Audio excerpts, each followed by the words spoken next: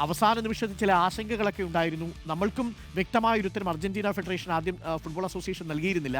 പക്ഷേ അങ്ങ് അവിടെ പോയി അതിനുശേഷം അവരുമായി സംസാരിച്ചു. ഒടുവിൽ വളരെ കൃത്യമായി നമ്മുടെ സംശയങ്ങളൊന്നും അവർക്കുണ്ടായിരുന്നില്ല അല്ലേ സി റോജി അഗസ്റ്റിൻ?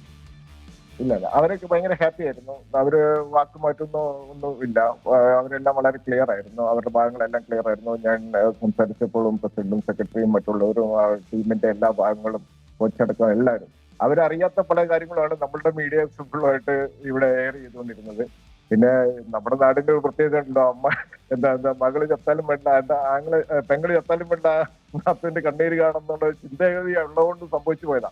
എന്നാലും സാരമില്ല, എല്ലാം നന്നായി, ദൈവം അനുഗ്രഹിച്ചു. അവർ ഭയങ്കര ഹാപ്പിയാണ്. അവർ നവംബറിൽ എത്തും. നവംബറിൽ അവിടെ വന്ന് നന്നായി കളിക്കും. പിന്നെ നമ്മൾ സെക്കൻഡ് ടീമിനെ നമ്മൾ ഡേറ്റ് കൺഫേം ആകത്തോണ്ട് നമ്മൾ അനൗൺസ് ചെയ്തിട്ടില്ലെന്നേ ഉള്ളൂ. അപ്പൊ അത് ഗവൺമെന്റ് ആയിട്ട് ആലോചിച്ച് അനൗൺസ് ചെയ്യണം. എനിക്ക് ഏറ്റവും താങ്ക്സ് പറയാനുള്ളത് രണ്ടാമത്തെ ടീമിന്റെ ആലോചനയിലേക്കും അടുക്കുകയാണ്. എനിക്കൊന്നു വളരെ അതെ കുറച്ച് ദിവസങ്ങൾക്കുള്ളിൽ തന്നെ ആ തീരുമാനം നമുക്ക് അറിയിക്കാൻ സാധിക്കും. നമ്മുടെ മുമ്പിൽ ഇനി ഒരു 75-80 ദിവസങ്ങളെ ആകെ മുമ്പിലുള്ളൂ. പിന്നെ അതുകൊണ്ട് നമുക്ക് പിന്നെ മുന്നോട്ട് പോകേണ്ട കാര്യങ്ങൾ ഇനി സ്പീഡായിട്ട് ചെയ്യണമല്ലോ.